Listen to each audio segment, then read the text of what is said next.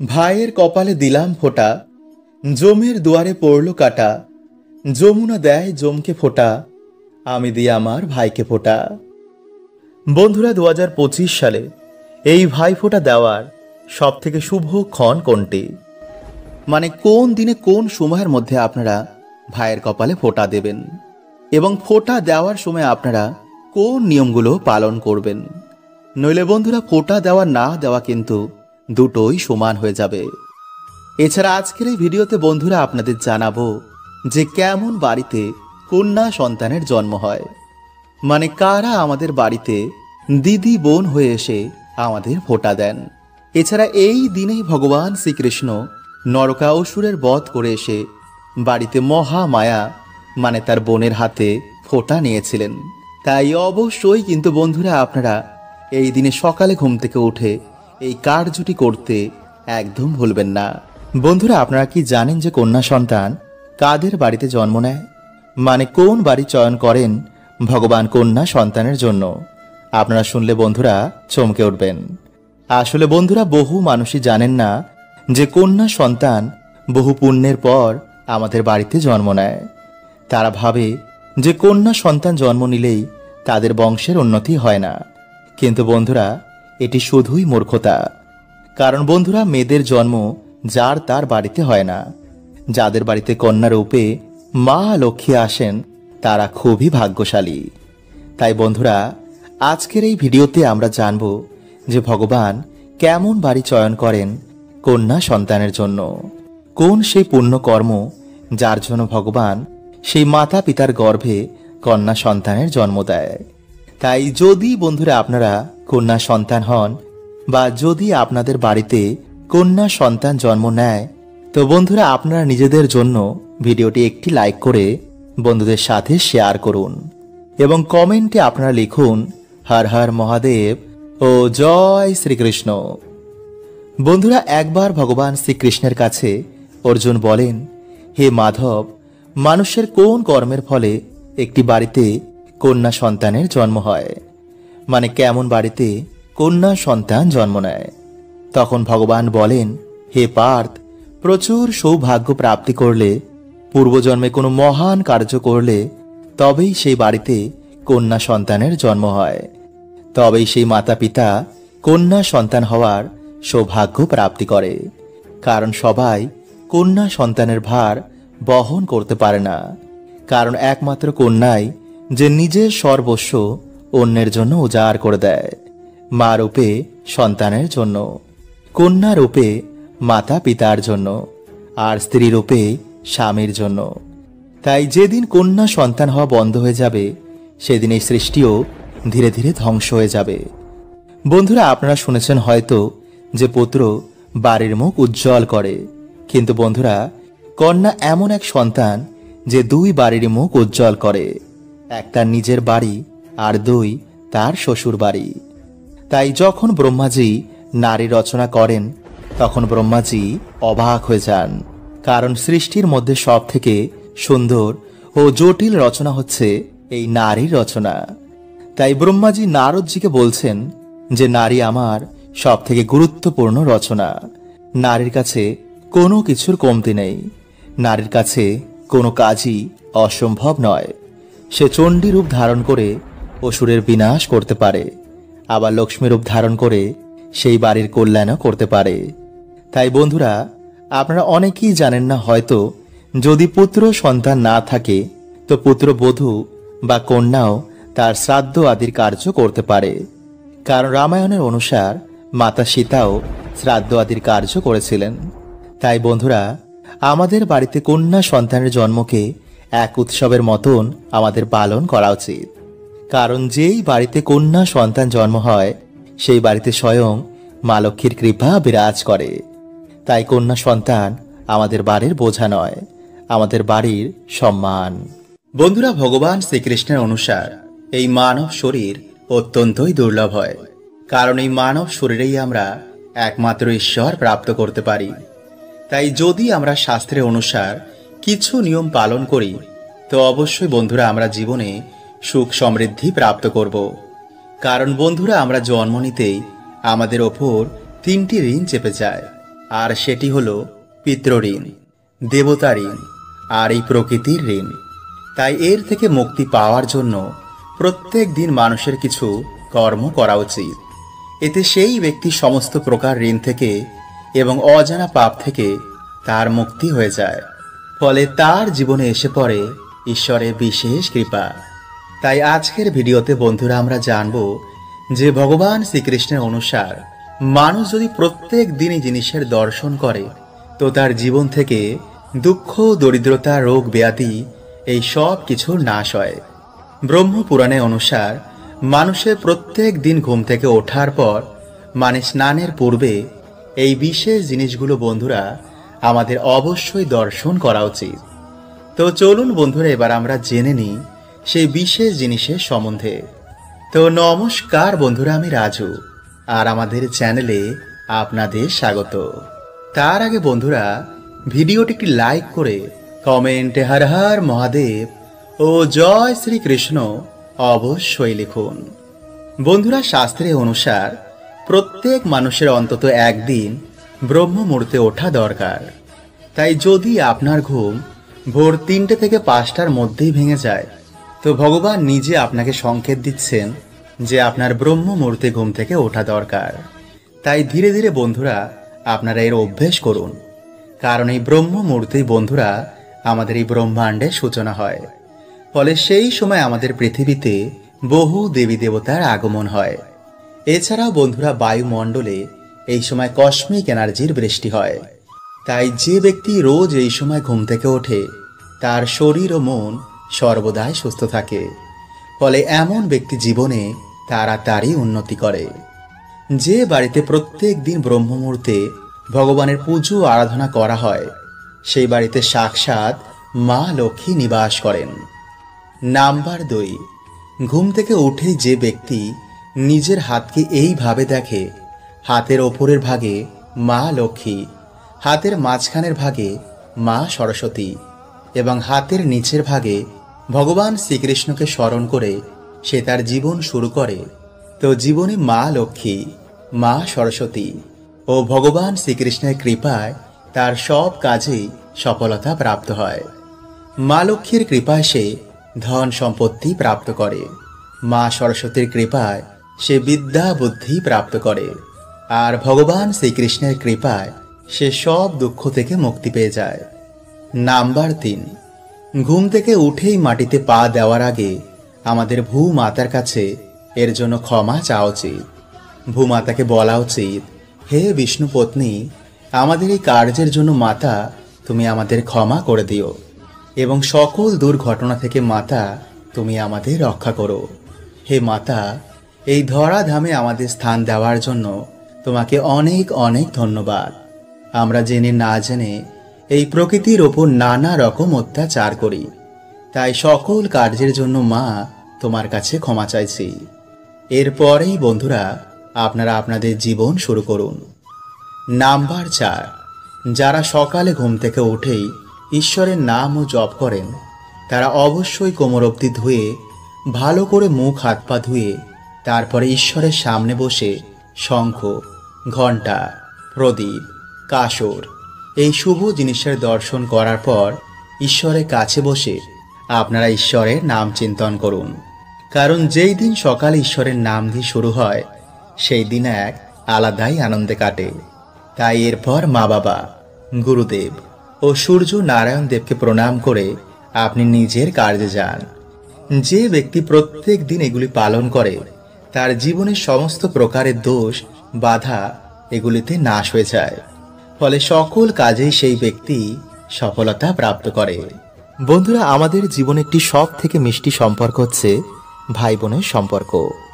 ভাইয়ের দীর্ঘ আয়ু কামনা করে ভাইয়ের কপালে সেই দিন বোনেরা ফোঁটা দেয়।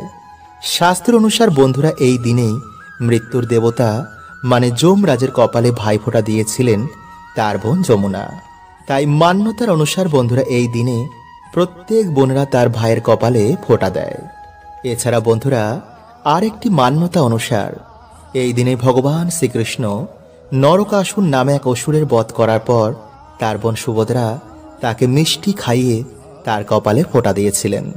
সেই থেকে বন্ধুরা ভাইয়ের কপালে ফোঁটা দেওয়ার পর ভাইকে মিষ্টি মুখ করানো হয়। তাই প্রত্যেক বছর কার্তিক মাসের শুক্লপক্ষের দ্বিতীয়া তিথিতেই পালন করা হয় এই ভাইফোঁটা। তাই এবছর বন্ধুরা 2025 সালে বিশুদ্ধ পঞ্জিকা অনুসারে ভাইফোঁটা তিথি শুরু হচ্ছে আগামী 22 অক্টোবর মানে চৌঠা কার্তিক বুধবার রাত 8:18 থেকে পরের দিন 23 অক্টোবর মানে বৃহস্পতিবার রাত 10:47 পর্যন্ত। ফলে উদয়া তিথি অনুসারে আগামী 23 অক্টোবর বৃহস্পতিবার 2025 সালে আপনারা ভাইফোঁটা পালন করবেন। মানে বৃহস্পতিবার এই তিথি চলাকালীন যে কোনো সময়ে ভাইফোঁটা দিতে পারেন। তবে বৃহস্পতিবার দুপুর 12:30 থেকে 2:47 হচ্ছে বন্ধুরা ভাইফোঁটা দেওয়ার সব থেকে শুভ সময়। তাই বন্ধুরা এই সময়ের মধ্যেই কিন্তু আপনারা ভাইফোঁটার কার্য সম্পন্ন করবেন। তাই চলুন বন্ধুরা এবার আমরা জেনে নিই যে ভাইয়ের কপালে ফোঁটা দেওয়ার উপকরণ এবং নিয়ম। বন্ধুরা ভাইফোঁটার দিন আপনাদের যে জিনিসগুলো লাগবে তা হচ্ছে শিশির, দূর্বা, চন্দন, মিষ্টি দই, ধান, এক ছড়া কলা, একটি পান এবং সুপারি, এবং সাথে আপনারা নেবেন একটি ঘিয়ের প্রদীপ। বন্ধুরা এই সমস্ত জিনিস আপনারা একটি পিতল বা কাঁসার পাত্রে রাখবেন। এরপর আপনারা ভাইকে যে স্থানে বসাবেন সেই জায়গায় বন্ধুরা আপনারা কিছুটা গঙ্গা জল ছিটিয়ে নেবেন এবং ভাইকে পূর্ব দিকে মুখ করে তবে বসাবেন। এরপর বন্ধুরা শিশির, চন্দন এবং দই এই তিনটে জিনিস মিশ্রিত করে আপনাদের কোণে আঙ্গুল, যাকে কনিষ্ঠা বলা হয়, সে আঙ্গুল দিয়ে আপনারা ভাইয়ের কপালে ফোঁটা দেবেন। এবং ফোঁটা দেওয়ার সময় বন্ধুরা আপনারা বলবেন, ভাইয়ের কপালে দিলাম ফোঁটা, জমের দুয়ারে পড়লো কাটা, যমুনা দেয় জমকে ফোঁটা, আমি দিয়ে আমার ভাইকে ফোঁটা। যমুনার হাতে ফোঁটা খেয়ে জম হলো চিরজীবী, এবং আমার হাতের ফোঁটা খেয়ে আমার ভাই হবে দীর্ঘজীবী। বন্ধুরা এইভাবে আপনারা 3 বার এটি বলে ভাইয়ের কপালে 3 বার ফোঁটা দেবেন। এরপর ভাইয়ের মাথায় ফুল, ধান, দূর্বা এগুলো ছোঁয়াবেন। প্রদীপ থেকে তাপ নিয়ে আপনারা ভাইয়ের কপালে ঠেকাবেন। এরপরে আপনারা বোন বা দিদিকে বা ভাইকে একে অপরকে মিষ্টিমুখ করাবেন এবং ছোট যে আছে সে বড়কে প্রণাম করবে। তারপর বন্ধুরা আপনাদের সাধ্য অনুযায়ী একে অপরকে উপহার দিন। বন্ধুরা আজকের এই দিন একটি বিশেষ দিনের মধ্যে অন্যতম। এই দিনে বহু দুর্ভাগ্য সৌভাগ্যে পরিণত হয়, কারণ বন্ধুরা এই বিশেষ দিনে বহু দেবদেবী এই ধরাধামে আবির্ভাব হয়। তাই যদি বন্ধুরা আপনাদের মনের বাসনা এইভাবে ঈশ্বরকে জানাতে পারেন তো ঈশ্বরের কৃপায় তা অবশ্যই পূর্ণ হবে। কারণ কিছু কিছু কর্ম বন্ধুরা আমাদের বন্ধ ভাগ্য খুলে দেয়। তাই আজ রাতে ঘুমানোর আগে অবশ্যই কার্যটি কিন্তু করতে একদমই ভুলবেন না। তো নমস্কার বন্ধুরা, আমি রাজু আর আমাদের চ্যানেলে আপনাদের স্বাগত। তার আগে বন্ধুরা ভিডিওটি একটি লাইক করে কমেন্টে হর হর মহাদেব ও জয় শ্রীকৃষ্ণ অবশ্যই লিখুন। বন্ধুরা দেখবেন যে এমন কিছু দোষ আমাদের জীবনে লেগে যায় যা অনেক পুজো পাঠ করা সত্ত্বেও তা কিছুতেই দূর হয় না।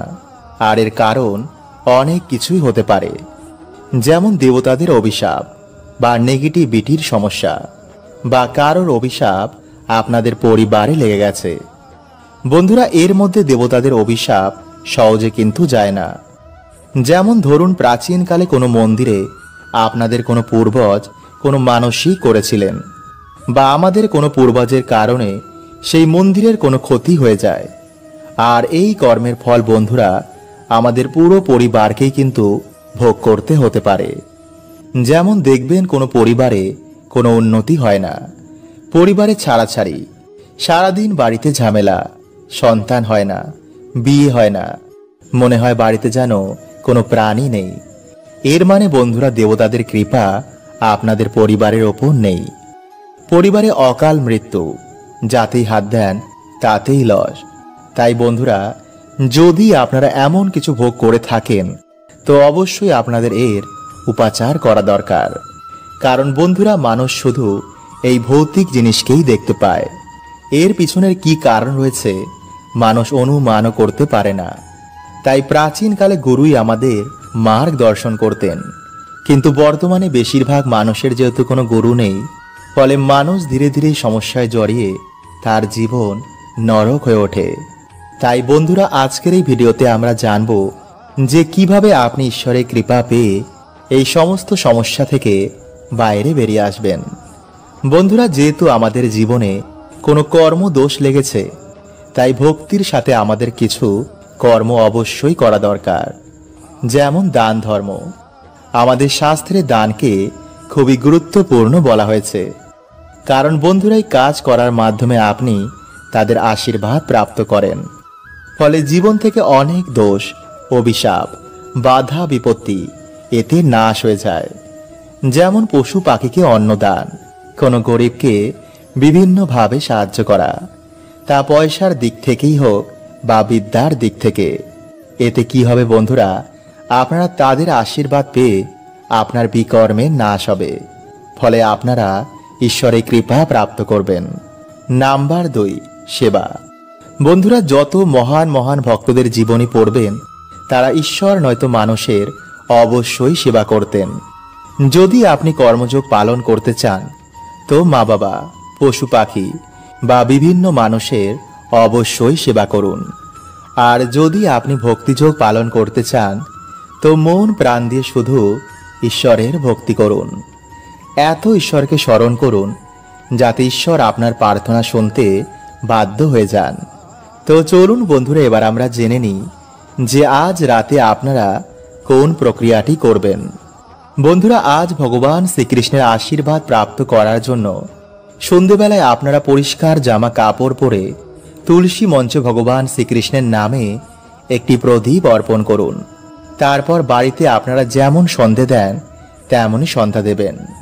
এরপর রাতের বেলায় আপনারা যা ভোজন করেন, তা ভোজন করার পর আপনারা 3 বার হে কৃষ্ণ করুণা সিন্ধু দীন বন্ধু জগৎপথে গোপেশ গোপিকা কান্ত রাধা কান্ত নমস্তুতে।